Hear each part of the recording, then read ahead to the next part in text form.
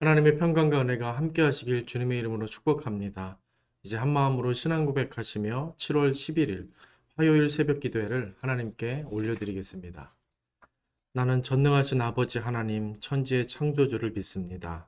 나는 그의 유일하신 아들 우리 주 예수 그리스도를 믿습니다.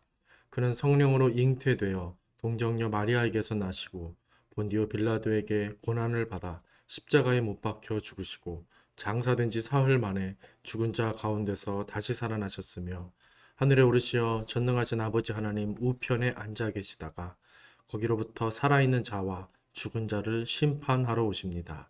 나는 성령을 믿으며 거룩한 공교회와 성도의 교제와 죄를 용서받는 것과 몸의 부활과 영생을 믿습니다. 아멘.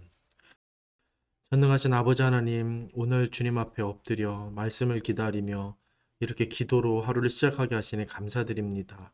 우리에게 은혜의 말씀 주셔서 하나님을 생각하는 하루를 살아갈 수 있도록 인도해 주옵소서. 예수님의 이름으로 기도드립니다. 아멘. 하나님 말씀 전도서 7장 8절에서 14절까지 말씀입니다. 구약성경 전도서 7장 8절에서 14절까지 말씀 제가 봉독합니다. 일의 끝이 시작보다 낫고 참는 마음이 교만한 마음보다 나으니 급한 마음으로 노를 바라지 말라. 노는 우매한 자들의 품에 머무름이니라. 옛날이 오늘보다 나은 것이 어찜이냐 하지 말라. 이렇게 묻는 것은 지혜가 아니니라. 지혜는 유산같이 아름답고 햇빛을 보는 자에게 유익이 되도다. 지혜의 그늘 아래에 있음은 돈의 그늘 아래 있음과 같으나 지혜에 관한 지식이 더 유익함은 지혜가 그 지혜 있는 자를 살리기 때문이니라. 하나님께서 행하시는 일을 보라. 하나님께서 굳게 하신 것을 누가 능히 곧게 하겠느냐. 형통한 날에는 기뻐하고 곤고한 날에는 돌아보아라. 이 두 가지를 하나님이 병행하게 하사 사람이 그의 장래일을 능히 헤아려 알지 못하게 하셨느니라. 아멘. 다시 한번 말씀을 천천히 읽으시면서 개인적으로 묵상하는 시간을 갖도록 하겠습니다.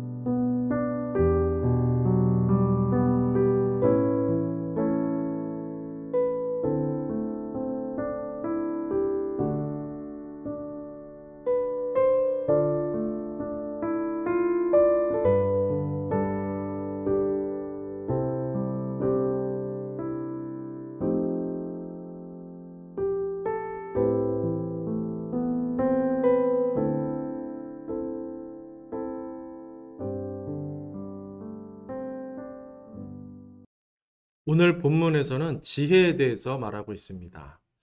먼저 처음 절 8절을 보시면 일의 끝이 시작보다 낫고 참음이 교만보다 낫다. 일의 끝이 시작보다 낫고 참음이 교만보다 낫다 말하고 있습니다.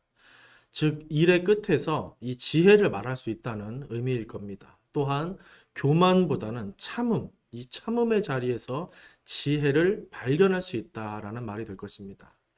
앞으로 올라가 2절에 보니까 이렇게 말을 합니다. 초상집에 가는 것이 잔치집에 가는 것보다 나으니 모든 사람의 끝이 이와 같이 됨이라. 산 자는 이것을 그의 마음에 둘지어다. 이렇게 말하고 있습니다.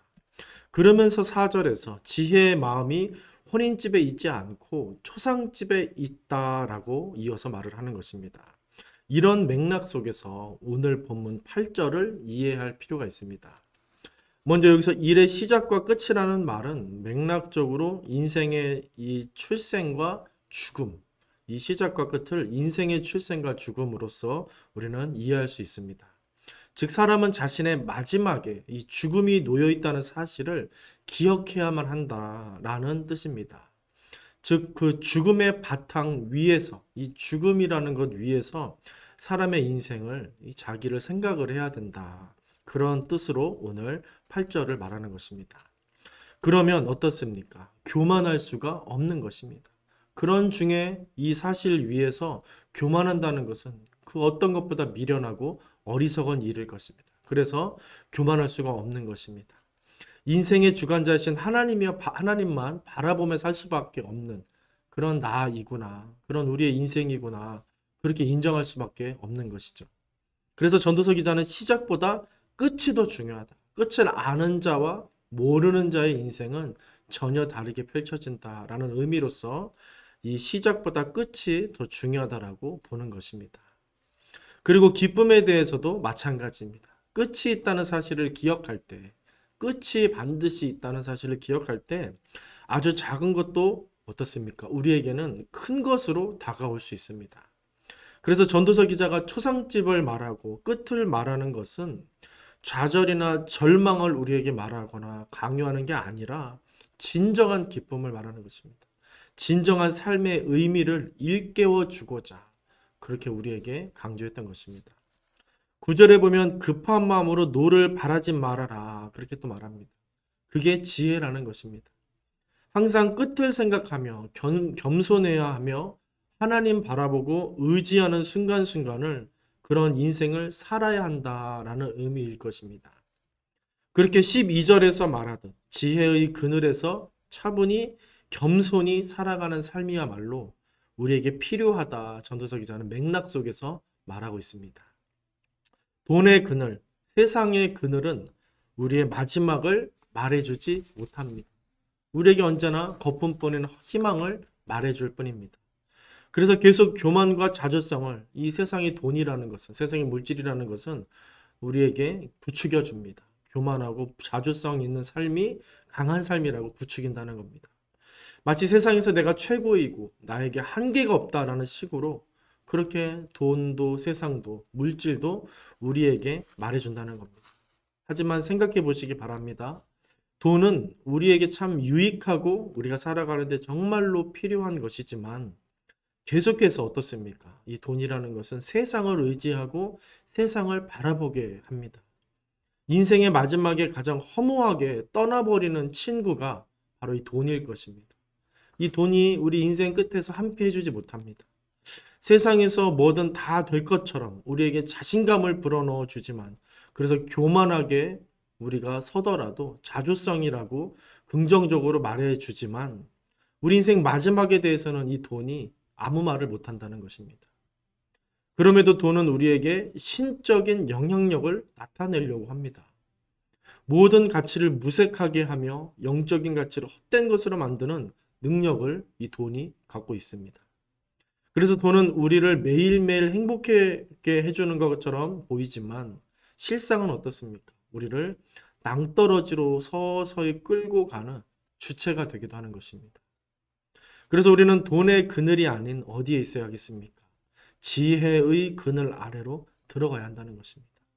인생의 한계를 말해주고 인생의 끝을 알려주는 지혜의 그늘 아래로 들어갈 때 그 한계와 끝을 영생으로 회복시켜 주시는 하나님을 만날 수 있기 때문입니다.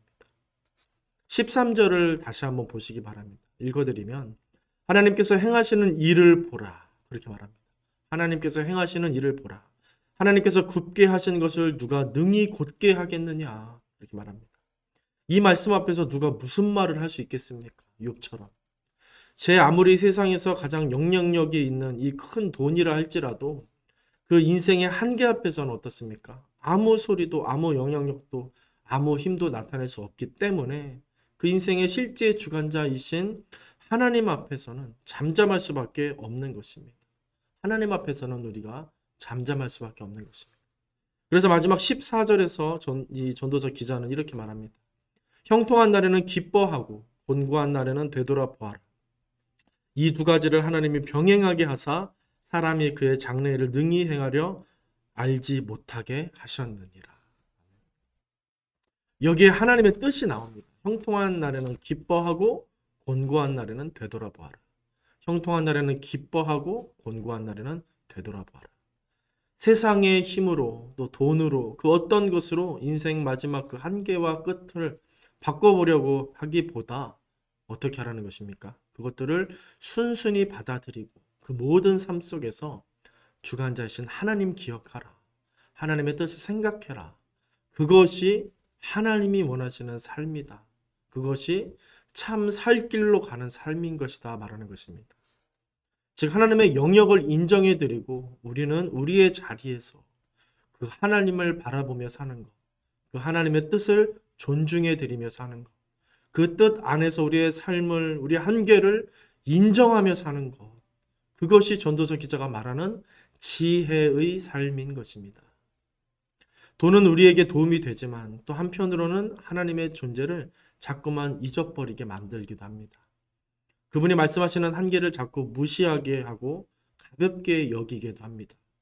그래서 돈은 우리로 진리에서 떠나게 만들 때가 있습니다. 실제로 벌어질 인생의 끝, 그 죽음과 영생이라는 실상을 잊어버리고 내가 최고인 양 살게 만들 수 있다는 것입니다. 그렇기 때문에 우리는 오늘 하나님께서 행하시는 일을 보라 라고 말하는 전도서 기자의 말을 믿음으로 들을 수 있어야 합니다. 일의 끝, 인생의 끝, 그 죽음을 인지하라고 말하는 이 전도서 기자의 말을 진지하게 받아들이실 수 있기를 바랍니다.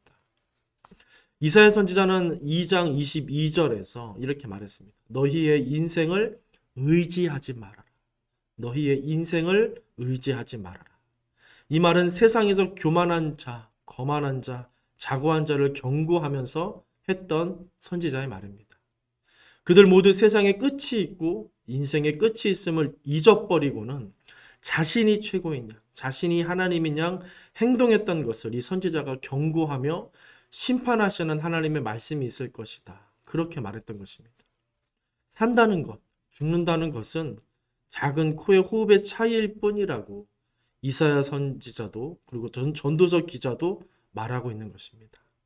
세상에서 아무리 대단해 보이는 그 어떤 인생일지라도 결국엔 아주 작은 차이 하나로 죽음이 되어버리기도 하고 허무함이 되어버리기도 한다는 것입니다. 그래서 우리는 다시 한번 하나님이 말씀하시는 일의 끝, 인생의 마지막, 그 죽음에 대해서 묵상해야만 합니다. 산 자와 죽은 자의 차이는 그리 크지 않음을 잊지 마시기 바랍니다. 중요한 것은 단순히 세상적인 이것만이 아닌 것입니다. 하나님이 생을 죽음으로, 기쁨을 허무로 바꾸실 수도 있는 분이고 죽음을 영생으로, 좌절을 영광으로 바꾸실 수도 있으시다는 사실, 이 사실을 또한 우리는 기억해야 하는 것입니다. 그래서 오늘 더욱 저와 여러분 하나님을 의지하실 수 있기를 축복합니다. 인생을, 돈을 사랑하기보다 우리를 창조하시고 구원하셔서 영생을 준비하시는 하나님을 더욱 사랑하시길 바랍니다. 이것이야말로 지혜의 삶임을 잊지 마시기 바랍니다.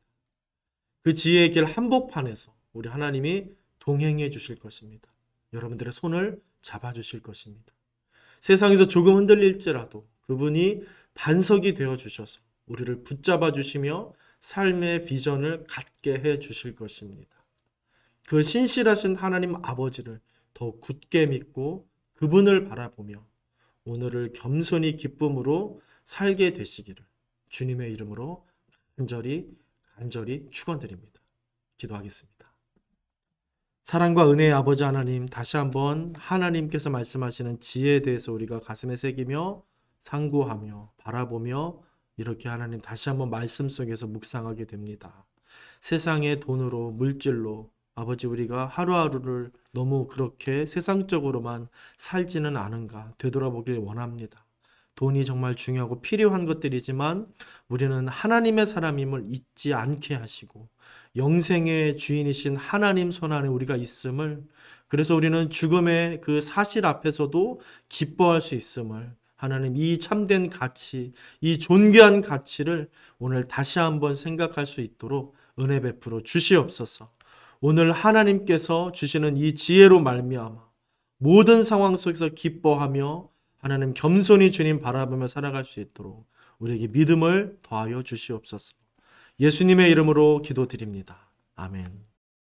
하늘에 계신 우리 아버지, 아버지의 이름을 거룩하게 하시며 아버지의 나라가 오게 하시며 아버지의 뜻이 하늘에서와 같이 땅에서도 이루어지게 하소서. 오늘 우리에게 일용할 양식을 주시고 우리가 우리에게 잘못한 사람을 용서하여 준 것 같이 우리 죄를 용서하여 주시고 우리를 시험에 빠지지 않게 하시고 악에서 구하소서. 나라와 권능과 영광이 영원히 아버지의 것입니다. 아멘.